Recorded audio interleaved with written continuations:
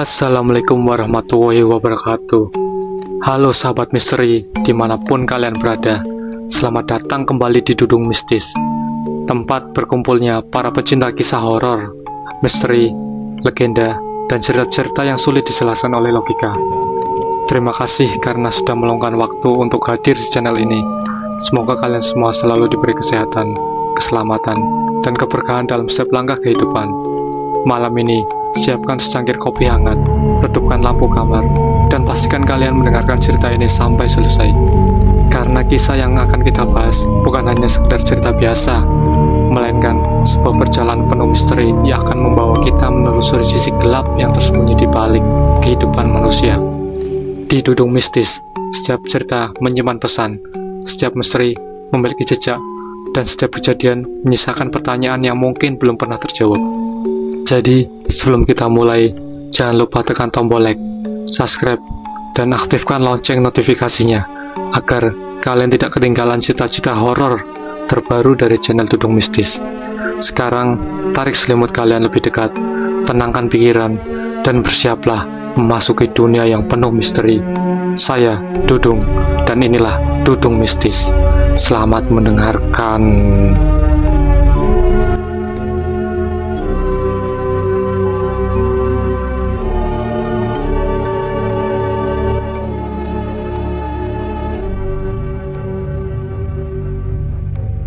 Hujan turun tipis ketika Raka menatap layar ponselnya untuk terakhir kali.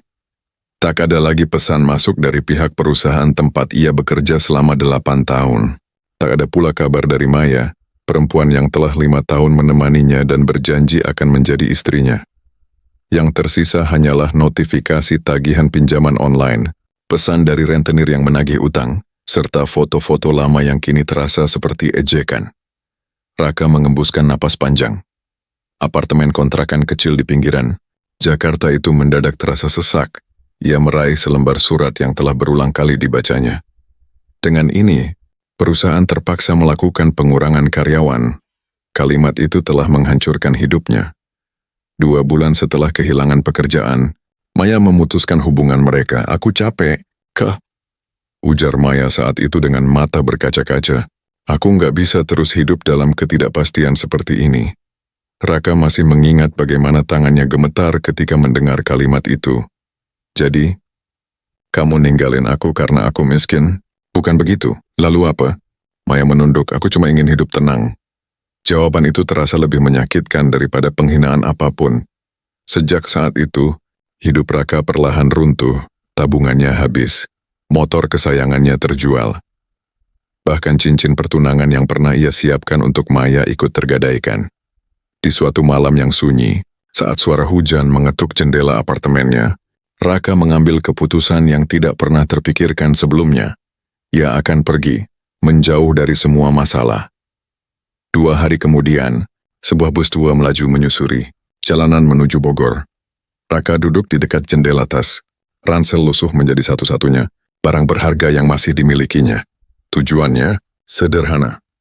Mengasingkan diri untuk sementara. Seorang kenalan lama pernah bercerita tentang sebuah desa kecil di kaki Gunung Salak. Tempat itu tenang, udara sejuk, jauh dari hiruk-pikuk kota. Mungkin, pikir Raka, di sana ia bisa kembali menemukan alasan untuk melanjutkan hidup. Bus berhenti menjelang sore. Kabut tipis mulai turun menyelimuti perbukitan. Raka turun sambil memandang hamparan pepohonan hijau yang membentang di kejauhan.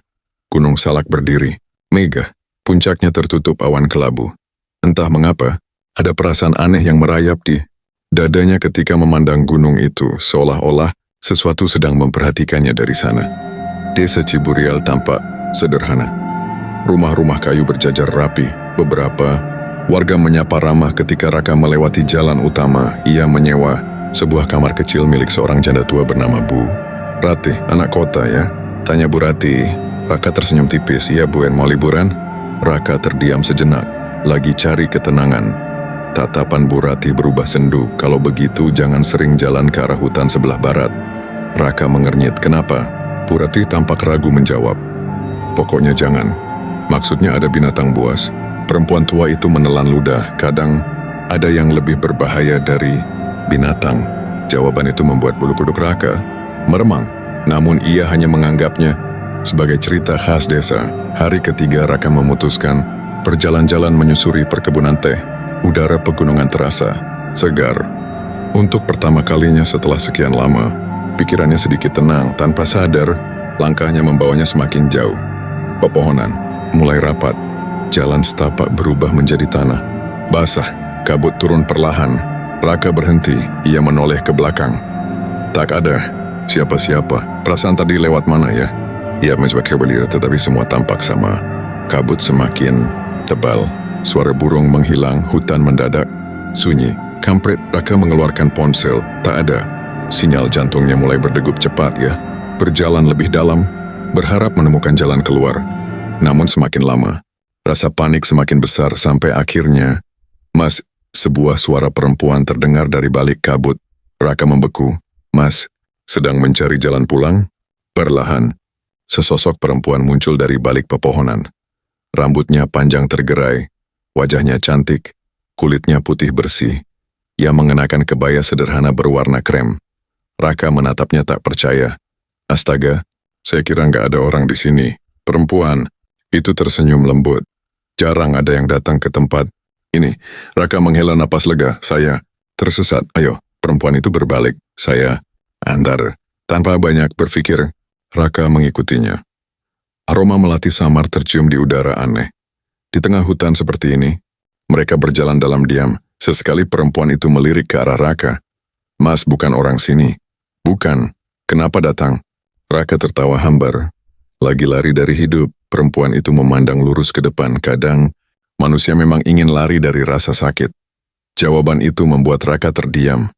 Beberapa menit kemudian, jalan desa mulai terlihat. Raka menoleh ke arah perempuan itu. "Terima kasih." Perempuan itu tersenyum. "Nama saya Laras, Raka. Lain kali jangan masuk terlalu jauh ke hutan." "Kenapa?" Laras menatap ke arah pepohonan. "Sebab tidak semua penghuni hutan suka kedatangan tamu." Sebelum Raka sempat bertanya, Laras sudah melangkah pergi, menghilang di balik kabut. Malam harinya Raka tidak bisa tidur. Bayangan Laras terus memenuhi pikirannya. Ada sesuatu yang berbeda dari perempuan. Itu cantik lembut, tetapi menyimpan kesedihan yang sulit. Dijelaskan keesokan paginya, Raka menceritakan pertemuannya kepada Bu Rati. Seketika wajah perempuan tua itu berubah pucat. "Kamu ketemu siapa?" "Namanya Laras." Cangkir teh di tangan Bu Rati bergetar. "Jangan bercanda." "Saya serius." Bu Rati menatap Raka lama. "Kamu lihat dia di hutan barat?" "Iya."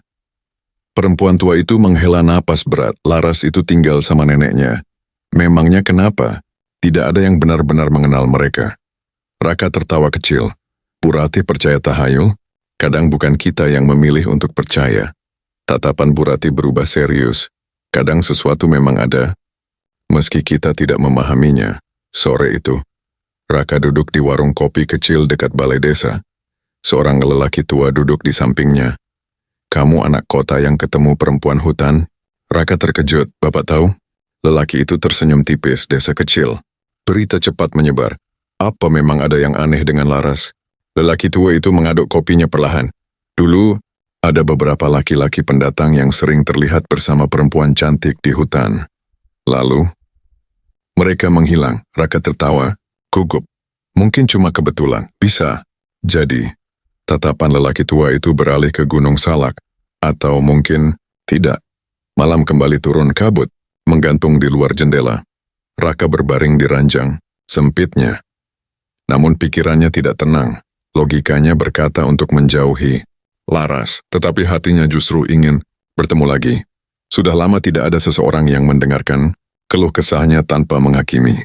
Sudah lama tidak ada seseorang yang membuatnya merasa berarti. Tepat ketika jam dinding menunjukkan pukul 11 malam, tok, tok, tok, suara ketukan terdengar dari jendela. Raka terbangun. Jantungnya berdegup kencang. Perlahan ia mendekat, menyingkap tirai. Tak ada siapa-siapa, hanya kabut pekat yang memenuhi halaman. Namun ketika hendak kembali ke tempat tidur, matanya menangkap sesuatu. Seorang perempuan berdiri di bawah pohon. Manggar diam dan mengenakan kebaya krem rambut panjang. Tergerai, Laras dan perempuan itu tersenyum, lalu perlahan mengangkat tangannya. seolah mengajak Raka untuk mengikutinya. Tubuh Raka membeku. Di antara rasa takut dan penasaran, ia berdiri terpaku menatap sosok itu. Kabut perlahan menelan tubuh Laras, menghilang dalam kegelapan malam. Namun sebelum benar-benar lenyap, suara lembut itu kembali terdengar. "Aku menunggumu." Raka, bulu kuduk Raka berdiri, entah mengapa alih-alih mengunci pintu dan melupakan semuanya. Sebagian dari dirinya justru ingin menemui Laras sekali lagi. Tanpa ia sadari, langkah pertamanya menuju mimpi buruk telah dimulai. Pagi itu sinar matahari yang menembus celah-celah jendela kamar Bu Ratih tidak mampu mengusir kegelisahan di hati Raka. Ia duduk di tepi ranjang dengan mata sembab dah semalaman ia hampir tidak tidur. Bayangan Laras yang berdiri di bawah pohon mangga terus berputar di kepalanya. Senyum perempuan itu terasa begitu menenangkan, tetapi pada saat yang sama menimbulkan ketakutan yang sulit dijelaskan. Raka mencoba meyakinkan dirinya sendiri bahwa semua itu hanyalah mimpi akibat kelelahan. Namun ketika membuka pintu kamar, langkahnya mendadak terhenti. Di lantai teras tepat di depan pintu, tergeletak setangkai bunga melati yang masih segar. Denyut jantung Raka berdegup lebih cepat. Perlahan ia memungut bunga. Itu aroma harum yang samar langsung memenuhi penciumannya. Aroma yang sama, seperti saat ia bertemu Laras di dalam hutan. "Ya, ampun," gumamnya pelan. "Kenapakah?" Suara Bu Ratih membuat Raka tersentak. Ia buru-buru menyembunyikan bunga itu ke dalam saku celana. "Nggak apa-apa, Bu." Namun tatapan Bu Ratih menyipit curiga. "Kamu ketemu dia lagi?" Raka terdiam beberapa detik sebelum menggeleng. "Belum." Perempuan tua itu menghela napas panjang. "Dengar, Nak, ada beberapa hal yang lebih baik tidak dicari tahu." Raka memaksakan senyum. Bu Ratih terlalu khawatir. Mudah-mudahan memang begitu. Siang harinya, Raka membantu seorang warga memperbaiki pagar kebun. Sejak tinggal di desa Ciburial, ia memang sering menawarkan bantuan sekadar untuk mengalihkan pikirannya dari berbagai masalah hidup. Saat sedang mengangkat tumpukan bambu, seorang pemuda bernama Denny mendekatinya. "Mas Raka." "Iya." "Dengar-dengar Mas pernah masuk ke hutan barat?" Raka mengangguk. "Iya, kenapa?" Denny tampak ragu. "Mas, kalau boleh jujur jangan ke sana lagi." "Semua orang bilang begitu." "Memangnya ada apa?" Pemuda itu menelan ludah. "Waktu kecil saya pernah lihat perempuan cantik berdiri di pinggir hutan. Lalu, besoknya bapak saya hilang 3 hari. Raka tertawa kecil. "Terus ditemukan?" Denny mengangguk pelan. "Tapi beliau nggak pernah sama lagi. Maksudnya, beliau sering ngomong sendiri. Kadang ketawa tengah malam. Sampai akhirnya meninggal." Raka terdiam. "Itu cuma kebetulan kan?" Denny menatap lurus ke arahnya. "Semoga saja." Menjelang sore, langit mulai mendung. Alih-alih kembali ke rumah Bu Ratih, kaki Raka justru membawanya menuju jalur setapak yang mengarah ke hutan. Ia tahu tindakannya bodoh, tetapi rasa penasaran jauh lebih besar daripada ketakutannya. Semakin jauh melangkah, semakin kuat aroma melati yang tercium kabut. Tipis mulai turun. Lalu, "Kamu?" Datang lagi. Suara lembut itu terdengar dari belakang. Raka menoleh. Laras berdiri beberapa langkah darinya, kebaya berwarna hijau muda membalut tubuh. Rampingnya, wajahnya tampak lebih segar dibanding pertemuan pertama mereka. "Aku cuma..." Raka gugup. "Ingin memastikan kamu benar-benar ada." Laras tertawa pelan. "Apa aku terlihat seperti hantu?" Raka ikut tersenyum. "Nggak juga. Meskipun semua orang bilang aku berbahaya." Raka terdiam. "Kamu tahu, orang desa selalu membicarakanku." Tatapan Laras menerawang ke arah pepohonan. Mereka takut pada sesuatu yang tidak mereka pahami. Untuk beberapa saat, hanya suara dedaunan yang terdengar. "Ayo," ujar Laras. "Ikut aku." Raka sempat ragu, namun akhirnya ia mengikuti perempuan itu. Tak jauh dari dalam hutan, berdiri sebuah rumah kayu sederhana. Rumah itu tampak tua, tetapi terawat. Tanaman bunga tumbuh di halaman, angin dingin berembus perlahan. "Ini rumahku," kata Laras. Raka memandang sekeliling. "Kamu tinggal sendiri?" "Dengan nenek." Belum sempat Raka bertanya lebih jauh, pintu rumah terbuka. Seorang perempuan tua keluar sambil membawa tongkat kayu. Rambutnya memutih seluruhnya. Tatapannya tajam. "Nek," ujar Laras pelan. "Ini Raka." Nenek itu memandang Raka dari ujung kepala hingga kaki. Lelaki kota, Raka tersenyum sopan. Permisi, Nek. Perempuan tua itu tidak membalas senyum. Jangan terlalu sering datang ke sini. Kalimat itu diucapkan dengan nada datar. Nek, Laras tampak tidak nyaman. Masuk. Tanpa berkata apa-apa lagi, nenek itu kembali ke dalam rumah. Raka menggaruk tengkuknya. Apa nenekmu memang seperti itu? Laras tersenyum kecil. Nenek hanya terlalu protektif. Mereka duduk di teras rumah sambil menikmati teh hangat. Untuk pertama kalinya setelah sekian lama, Raka merasa tenang. Ia menceritakan tentang hidupnya di Jakarta, tentang pekerjaan yang hilang, tentang Maya yang pergi, tentang utang yang menghimpit. Laras mendengarkan tanpa menyela. Aku ini gagal. Ya? Tanya Raka lirih. Laras menggeleng. Manusia hanya terlalu keras pada dirinya sendiri. Raka menatap perempuan itu. Kamu sendiri? Laras tersenyum tipis. Aku sudah lama tinggal di sini. Seberapa lama? Tatapan Laras mendadak berubah kosong, sangat lama. Jawaban itu membuat Raka merasa aneh. Namun ia memilih tidak bertanya lebih jauh. Malam harinya, Raka kembali ke rumah. Burati, tetapi ketika berhasil memejamkan mata, mimpi aneh datang menghampirinya. Ia berdiri di tengah sebuah pesta pernikahan. Lampion merah bergantung di mana-mana, alunan gamelan terdengar lirih. Para tamu mengenakan pakaian adat kuno dan mereka duduk diam, terlalu diam. Di pelaminan, Laras tersenyum kepadanya. Raka, suara itu terdengar jauh. Mari. Raka melangkah mendekat, namun ketika salah seorang tamu menoleh, wajahnya kosong, tidak memiliki mata, tidak memiliki hidung, tidak memiliki mulut. Satu persatu tamu lainnya menoleh. Semuanya sama. Wajah tanpa rupa, tubuh Raka membeku. Laras tetap tersenyum. Kamu sudah berjanji apa? Kamu akan bersamaku selamanya. Tiba-tiba, semua tamu berdiri bersamaan. Lalu terdengar suara mereka berbisik. Jangan pergi, jangan tinggalkan dia. Jangan. Raka terbangun dengan napas memburu tubuhnya. Basah oleh keringat, jam dinding menunjukkan pukul 3 dini hari. Dari luar kamar terdengar suara perempuan menangis. Pelan sendu Raka memberanikan diri membuka jendela. Tak ada siapa-siapa. Namun aroma melati kembali memenuhi udara. Keesokan harinya Raka menemui Pak Dharma, salah satu tetua desa. Lelaki tua itu sedang membersihkan halaman rumahnya. Pak, panggil Raka. Pak Dharma mengangkat wajah. Kamu lagi? Raka duduk di sampingnya. Saya mau tanya soal Laras, Pak. Dharma menghentikan pekerjaannya. Kenapa? Dia sebenarnya siapa? Lelaki tua itu terdiam cukup lama. Dulu, ujarnya pelan, ada cerita tentang perempuan penghuni Gunung Salak. Raka mendengarkan dengan saksama. Konon mereka mencari lelaki yang sedang putus asa. Untuk apa? Menjadi suami. Raka tertawa gugup. Itu cuma legenda. Pak Dharma menatapnya serius. Semua legenda berasal dari sesuatu. Kalau memang benar, kenapa? Karena mereka tidak bisa hidup sendiri. Jantung Raka berdetak lebih cepat. Apa maksud Bapak? Pak Dharma tidak menjawab. Sebaliknya ia berkata lirih. Kalau kamu masih bisa pergi dari desa ini, pergilah. Sore itu, Raka kembali menemui Laras. Mereka berjalan menyusuri pinggir hutan.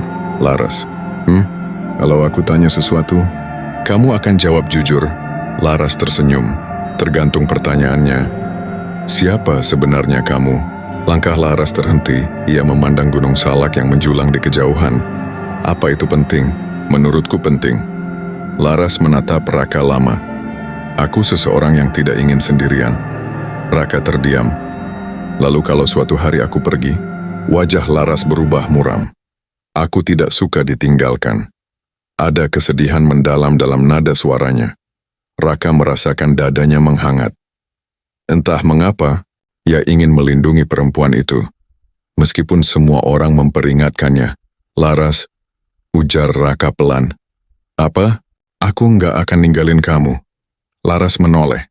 Untuk pertama kalinya, senyumnya terlihat benar-benar bahagia.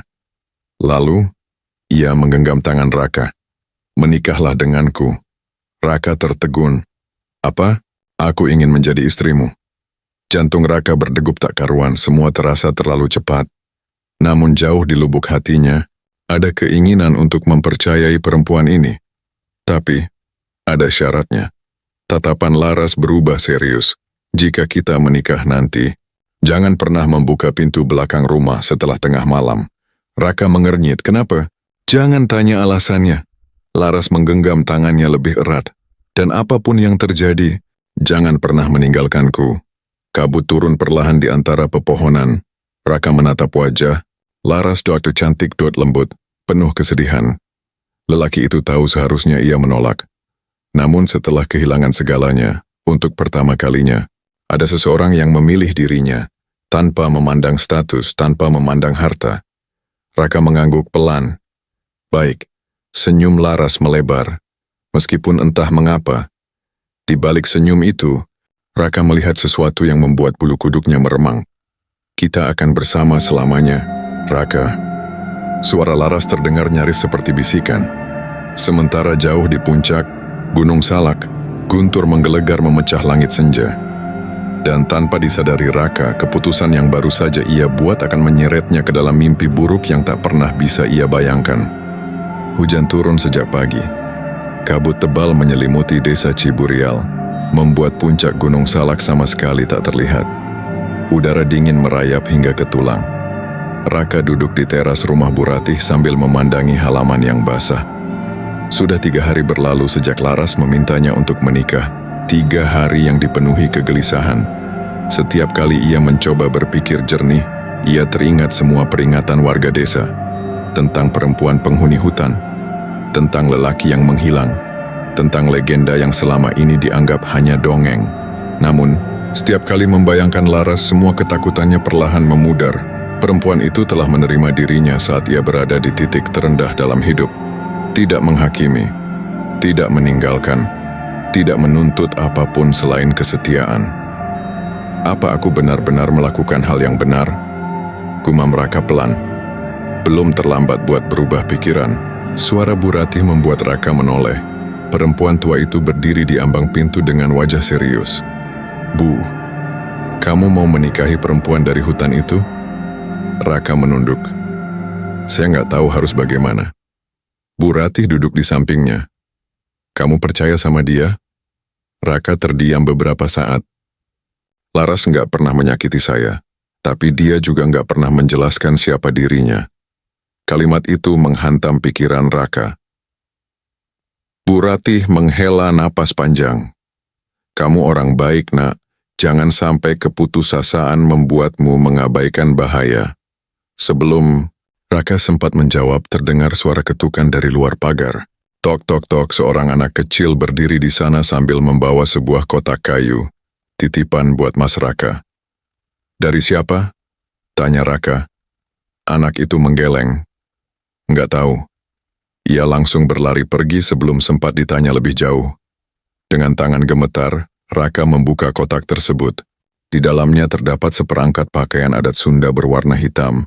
Di atasnya terlipat secarik kertas. Malam Jumat, saat bulan mencapai puncaknya, datanglah ke jalan setapak dekat pohon beringin tua. Aku akan menunggumu. Laras Bu Ratih memucat. Kamu masih bisa menolak. Raka memandangi surat itu cukup lama. Namun pada akhirnya ia melipat kembali kertas tersebut. Saya sudah berjanji. Malam Jumat tiba. Langit tampak gelap tanpa bintang. Raka mengenakan pakaian adat yang diberikan Laras. Tangannya dingin, bukan karena udara pegunungan, melainkan karena firasat buruk yang semakin kuat. Sekali lagi, ujar Bu Ratih dengan mata berkaca-kaca. Jangan pergi. Raka tersenyum tipis. Saya akan baik-baik saja. Padahal, jauh di dalam dirinya, ia sendiri tidak yakin. Pohon beringin tua itu berdiri kokoh di ujung desa. Akarnya menjuntai seperti tangan-tangan kurus yang mencengkeram tanah. Kabut bergulung perlahan di sekitarnya. Laras telah menunggu di sana. Malam itu ia tampak begitu cantik. Kebaya putih bersulam emas membalut tubuhnya. Rambut panjangnya disanggul sederhana. Namun ada sesuatu yang berbeda. Kulit Laras terlihat jauh lebih pucat. Kamu datang, katanya lembut. Raka mengangguk. Kita akan menikah sekarang? Laras tersenyum. Iya. Di mana? Laras mengulurkan tangannya. Ikut aku. Raka menggenggam tangan itu. Dingin, sangat dingin. Namun ia memilih untuk mengabaikannya. Mereka memasuki hutan. Kabut semakin tebal. Suara jangkrik menghilang. Hanya terdengar langkah kaki mereka di atas tanah yang lembab. Entah berapa lama mereka berjalan. Sampai akhirnya, Raka melihat cahaya. Di tengah hutan yang gelap, berdiri sebuah pendopo besar yang dihiasi lampion merah. Alunan gamelan terdengar lirih.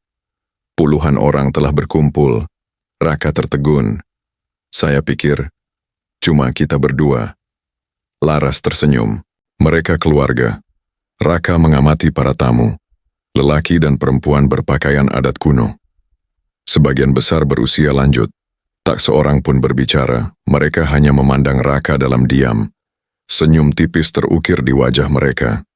Namun entah kenapa, senyum itu terasa aneh. Tidak hangat. Tidak tulus. Melainkan seperti seseorang yang sedang menyembunyikan sesuatu. Nak, suara serak terdengar dari belakang.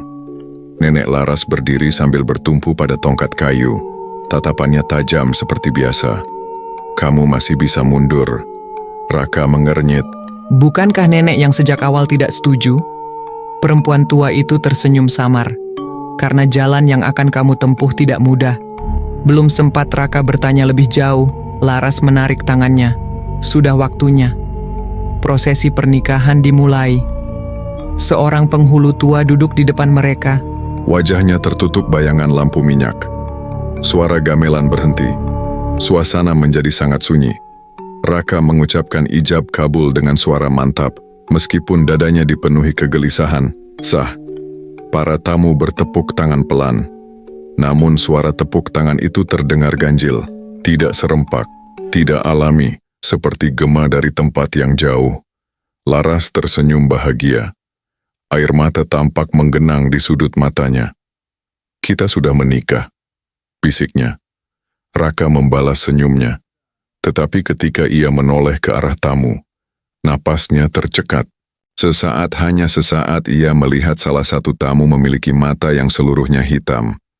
Lalu yang lain tersenyum terlalu lebar. Hingga hampir mencapai telinga, Raka mengedipkan mata. Seketika semuanya kembali normal. Ada apa? Tanya Laras. Raka menggeleng cepat. Enggak apa-apa. Mungkin aku terlalu tegang, pikirnya. Setelah upacara selesai, nenek Laras mendekatinya. Perempuan tua itu menyerahkan sebuah gelang anyaman dari akar pohon. Pakai ini. Untuk apa? Perlindungan. Raka menerima gelang itu dengan bingung. Kemudian nenek Laras berbicara dengan suara rendah. Dengarkan baik-baik. Tatapan matanya begitu serius. Ada 3 larangan yang tidak boleh kamu langgar.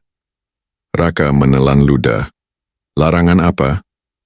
Pertama, jangan pernah membuka pintu belakang rumah setelah tengah malam. Kedua, jika mendengar seseorang memanggil namamu dari luar rumah pada malam hari, jangan menjawab. Raka merasakan bulu kuduknya berdiri.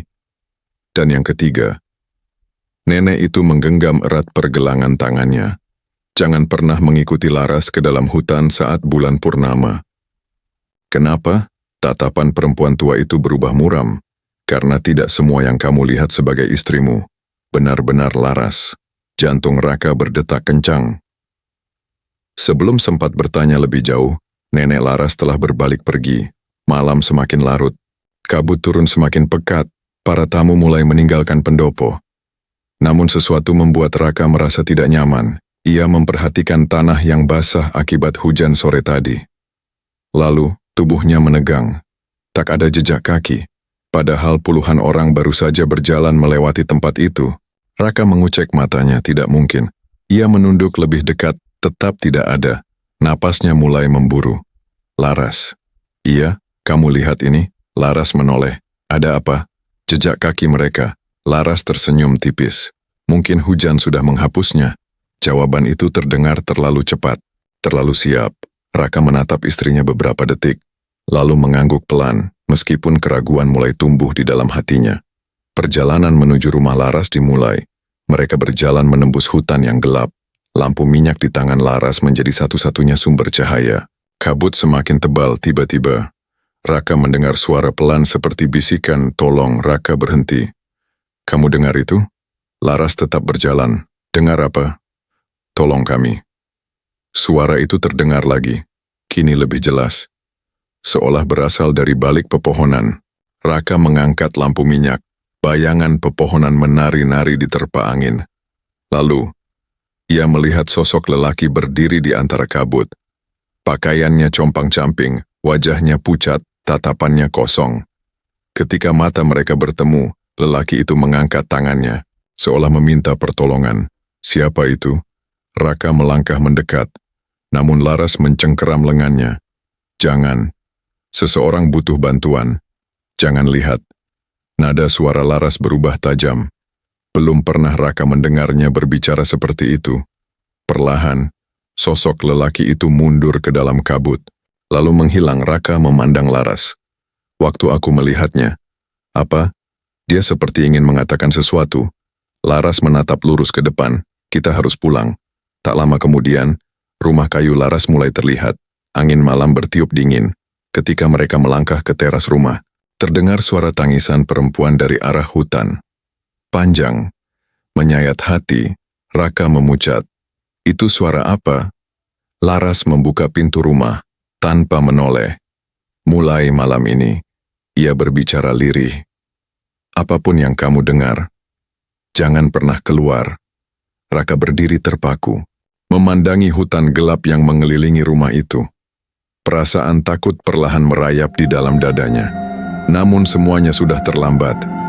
Ia telah menjadi suami Laras, dan ketika pintu rumah tertutup di belakang mereka, Raka tidak menyadari bahwa dari balik pepohonan, puluhan pasang mata sedang mengawasinya. Mata-mata hitam yang bersinar dalam kegelapan, seolah menunggu saat yang tepat untuk mengambil sesuatu yang telah lama menjadi milik mereka. Pagi pertama sebagai suami Laras seharusnya menjadi awal kehidupan baru bagi Raka. Namun sejak membuka mata, perasaan tidak nyaman telah memenuhi dadanya. Rumah kayu tempat Laras tinggal tampak berbeda saat diterpa cahaya matahari. Dinding-dindingnya terlihat jauh lebih tua daripada yang ia ingat.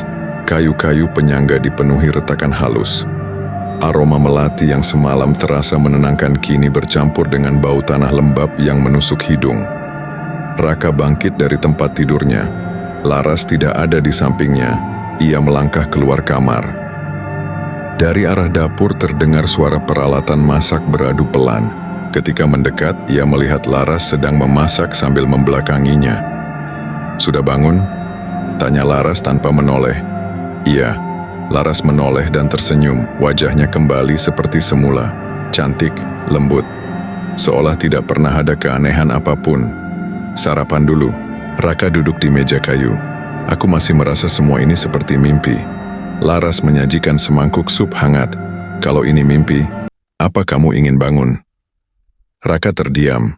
Setelah melalui berbagai kegagalan hidup, akhirnya ada seseorang yang memilih tetap bersamanya. Ia menggeleng pelan. Enggak. Laras tersenyum bahagia. Namun entah kenapa, senyum itu tidak sepenuhnya mampu menenangkan hati Raka.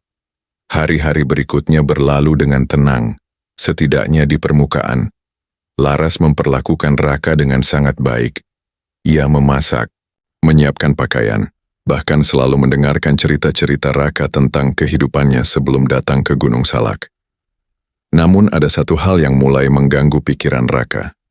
Setiap menjelang malam Jumat, Laras berubah. Ia menjadi lebih pendiam, tatapannya kosong. Kadang duduk berjam-jam di teras sambil memandang hutan. Suatu malam Raka memberanikan diri bertanya, Laras, kamu kenapa akhir-akhir ini? Laras tersenyum kecil. Enggak apa-apa. Kamu yakin? Laras menggenggam tangan Raka. Aku cuma lelah. Namun tangan itu terasa dingin, lebih dingin dari biasanya. Malam Jumat kembali tiba. Hujan turun deras. Raka terbangun karena mendengar suara langkah kaki di luar kamar. Jam dinding menunjukkan pukul 12:10. Ia duduk perlahan. Laras tidak ada di sampingnya. Jantungnya berdegup kencang. Ia teringat larangan nenek Laras. Jangan membuka pintu belakang rumah setelah tengah malam. Suara langkah itu terdengar lagi. Pelan, diseret. Seperti seseorang berjalan tanpa tenaga. Raka keluar kamar. Ruang tamu kosong. Namun dari arah belakang rumah terdengar suara Laras berbisik. Pelan, seolah sedang berbicara dengan seseorang, Raka mendekat. Pintu belakang tertutup rapat. Di baliknya terdengar suara-suara lain, banyak suara, tidak jelas, seperti puluhan orang berbicara bersamaan. Keringat dingin membasahi tengkuk Raka. Tangannya hampir menyentuh gagang pintu. Namun ia teringat pesan nenek Laras. Perlahan, ia menarik kembali tangannya. Saat itulah suara Laras terdengar. Raka. Suara itu berasal dari luar rumah. Aku di sini. Tubuh Raka membeku, ia menoleh ke arah kamar. Lalu jantungnya seolah berhenti. Laras berdiri di ambang pintu kamar, menatapnya. Sedang apa? Tanyanya pelan. Raka memucat. Lalu, siapa yang ada di luar? Wajah Laras berubah tegang. Ayo masuk. Tapi, aku dengar suaramu, masuk. Untuk pertama kalinya Laras berteriak. Matanya tampak dipenuhi ketakutan. Raka mengikuti Laras kembali ke kamar. Sepanjang malam suara ketukan terdengar dari pintu belakang. Tok, tok, tok, diiringi bisikan pelan. Raka, bukakan. Kami kedinginan. Raka memejamkan mata erat-erat, sementara Laras memeluk lututnya di sudut ruangan. Menangis tanpa suara. Keesokan harinya Laras kembali bersikap seolah tidak terjadi apa-apa. Namun Raka tidak bisa melupakan kejadian semalam. Ada terlalu banyak rahasia. Saat Laras pergi mengambil air ke sumur, Raka memutuskan menjelajahi rumah. Ia tidak berniat melanggar kepercayaan istrinya. Tetapi rasa takut mulai mengalahkan rasa bersalah. Rumah itu ternyata jauh lebih besar dari yang terlihat. Di bagian belakang terdapat lorong sempit yang belum pernah ia perhatikan sebelumnya. Lorong itu berakhir pada sebuah pintu kayu tua. Terkunci. Raka mendorong pelan. Tidak terbuka. Namun ketika mencoba sekali lagi, kunci pintu terlepas dengan sendirinya. Raka membeku. Perlahan, ia membuka pintu tersebut. Debu beterbangan memenuhi udara. Ruangan itu gelap. Bau apek menyeruak keluar. Di dalamnya terdapat lemari kayu besar, beberapa peti tua, dan foto-foto. Puluhan foto. Raka mendekat, tangannya mulai gemetar. Foto pertama menunjukkan seorang pria muda berdiri di samping Laras. Pria itu mengenakan pakaian adat pengantin. Foto kedua, pria berbeda. Bersama Laras. Foto ketiga, pria lain lagi. Semua tersenyum. Semua berdiri di samping Laras. Dan semua mengenakan pakaian pengantin. Jantung Raka berdetak semakin cepat. Ia membuka salah satu laci. Di dalamnya terdapat kartu identitas. Nama-nama yang berbeda, dengan tahun yang berbeda. Beberapa berasal dari 20 tahun lalu. Bahkan ada yang berasal dari puluhan tahun sebelumnya. Tidak mungkin. Raka mengambil salah satu foto. Laras di dalam foto itu tampak sama persis seperti sekarang. Tidak menua sedikit pun. Suara pintu rumah terbuka terdengar dari luar. Raka buru-buru mengembalikan semua barang ke tempat semula. Lalu keluar dari ruangan itu dengan napas memburu. Sore harinya, Raka menemui nenek Laras. Perempuan tua itu sedang menyapu halaman. Nek, nenek Laras menghentikan aktivitasnya. Kamu sudah melihatnya? Raka memucat. Nenek tahu, tatapan perempuan tua itu kosong. Mereka semua pernah datang ke sini. Mereka siapa? Lelaki-lelaki yang memilih tinggal. Raka merasakan lututnya melemas. Apa yang terjadi pada mereka? Nenek Laras terdiam cukup lama. Laras mencintai mereka. Lalu kenapa mereka hilang? Perempuan tua itu memandang Gunung Salak. Karena cinta terkadang berubah menjadi kutukan. Nenek, siapa sebenarnya Laras? Tatapan perempuan tua itu berubah sedih. Dulu, Laras adalah manusia. Raka tercekat. Tapi sesuatu terjadi. Sesuatu apa? Nenek Laras menggenggam tongkatnya erat. Dosa yang dilakukan manusia kepada dunia yang tidak terlihat. Sebelum Raka sempat bertanya lebih jauh, perempuan tua itu berbalik pergi. Sudah terlambat untuk mencari jawaban. Malam itu hujan kembali turun. Raka duduk sendirian di ruang tamu. Foto-foto yang ditemukannya terus menghantui pikirannya. Ia mencintai Laras. Namun bagaimana mungkin Laras tidak berubah selama puluhan tahun? Dan siapa lelaki-lelaki dalam foto itu? Saat sedang tenggelam dalam pikirannya, ia mendengar suara dari arah ruang belakang. Pelan, seperti seseorang sedang menangis, Raka berdiri. Langkahnya membawanya menuju lorong sempit. Tangannya meraih gagang pintu ruangan rahasia, lalu membukanya perlahan. Ruangan itu kosong, namun di tengah lantai terdapat sebuah cermin besar yang tertutup kain putih. Tangisan itu terdengar lagi. Kini berasal dari balik cermin.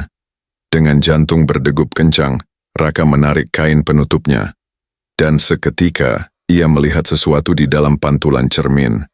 Bukan dirinya, bukan ruangan itu, melainkan Laras, berdiri di tengah hutan, mengenakan pakaian putih berlumuran darah, wajahnya pucat, matanya hitam pekat, mulutnya terbuka terlalu lebar. Lalu sosok itu menoleh, menatap lurus ke arah Raka, dan tersenyum. Raka terjatuh ke belakang. Saat itulah suara Laras terdengar dari belakangnya. "Kenapa kamu masuk ke sini?" Raka perlahan menoleh. Laras berdiri di ambang pintu, wajahnya tanpa ekspresi. "Aku bisa jelaskan," ujar Raka gugup. Tatapan Laras jatuh ke arah cermin. Lalu perlahan, senyumnya menghilang. "Kamu melihatnya?" Raka mundur selangkah. "Laras, aku sudah berusaha," bisik Laras lirih. "Laras, apa yang terjadi?" Perempuan itu mulai menangis. "Aku sudah berusaha menjadi manusia." Tubuh Laras tiba-tiba gemetar hebat. Raka membeku.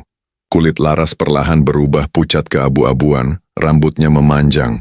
Kedua matanya berubah hitam sepenuhnya. Mulutnya terbuka hingga hampir mencapai telinga.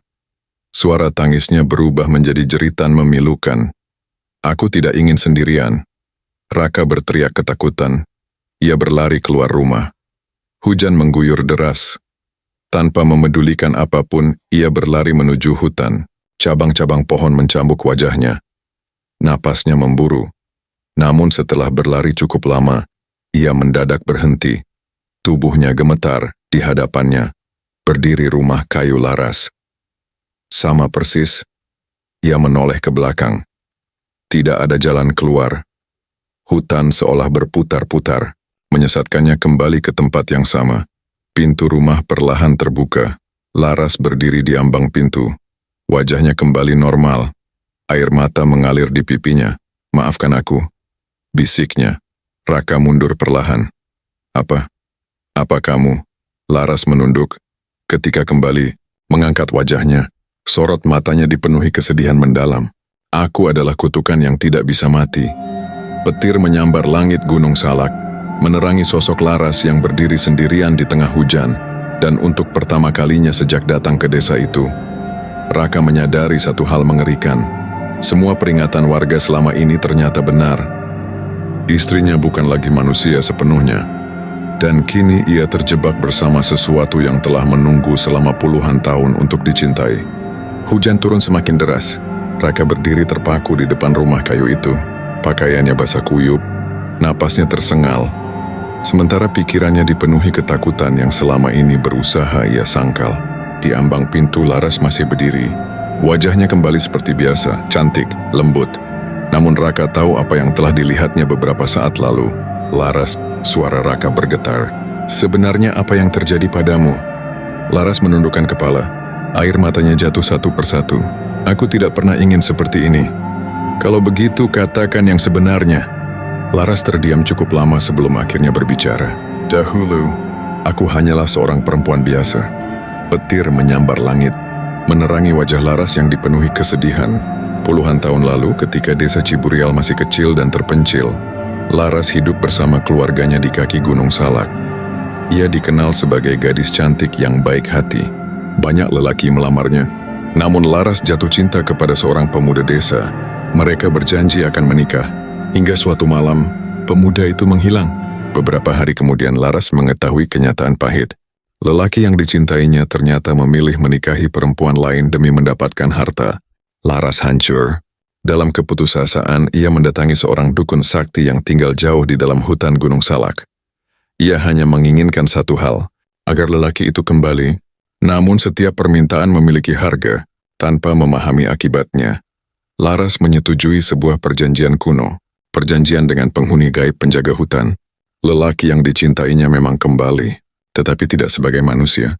Tubuhnya ditemukan tak bernyawa beberapa hari kemudian. Sejak saat itu Laras ikut terikat dalam kutukan. Ia tidak bisa mati, tidak bisa menua, dan setiap beberapa tahun sekali, ia harus menemukan seorang suami manusia. Jika tidak, penghuni hutan akan mengambil nyawanya dengan cara yang jauh lebih mengerikan. Aku sudah mencoba melawan, bisik Laras sambil menangis. Tapi aku selalu gagal. Raka merasakan dadanya sesak. Lalu para lelaki itu, aku tidak pernah ingin mereka mati. Suara Laras pecah. Tetapi kutukan itu selalu mengambil mereka dariku. Keesokan paginya Raka meninggalkan rumah Laras. Ia harus mencari jalan keluar. Ia tidak ingin mati, tetapi ia juga tidak tega meninggalkan Laras dalam penderitaan abadi. Dengan langkah tergesa, ia mendatangi rumah Pak Dharma. Tetua desa itu tampak tidak terkejut melihat kedatangannya. Akhirnya kamu tahu. Raka mengangguk lemah. Bagaimana cara menghentikan semua ini? Pak Dharma menghela napas panjang. Ada satu cara. Apa? Kutukan harus dikembalikan ke tempat asalnya. Di mana? Tatapan Pak Dharma mengarah ke puncak Gunung Salak. Tempat perjanjian itu dibuat. Apakah Laras bisa diselamatkan? Tetua itu terdiam. Laras bisa dibebaskan. Lalu, kutukan selalu meminta tumbal. Jantung Raka seolah berhenti berdetak. Menjelang malam Raka menemui nenek Laras. Perempuan tua itu telah menunggu di teras rumah. Kamu sudah tahu semuanya. Raka mengangguk. Nenek. Siapa sebenarnya nenek? Aku penjaga. Penjaga apa? Penjaga agar kutukan ini tidak menyebar. Nenek Laras menyerahkan sebuah keris kecil berbalut kain hitam. Kalau kamu benar-benar ingin mengakhirinya, bawalah ini. Raka menerima keris itu dengan tangan gemetar. Nanti malam saat bulan berada tepat di atas Gunung Salak, datanglah ke tempat pernikahan kalian. Lalu apa yang harus kulakukan? Tatapan perempuan tua itu dipenuhi kesedihan. Kamu akan tahu saat waktunya tiba. Malam itu kabut turun lebih tebal dari biasanya. Raka dan Laras berjalan berdampingan menuju pendopo tempat mereka menikah. Tak satu pun dari mereka berbicara.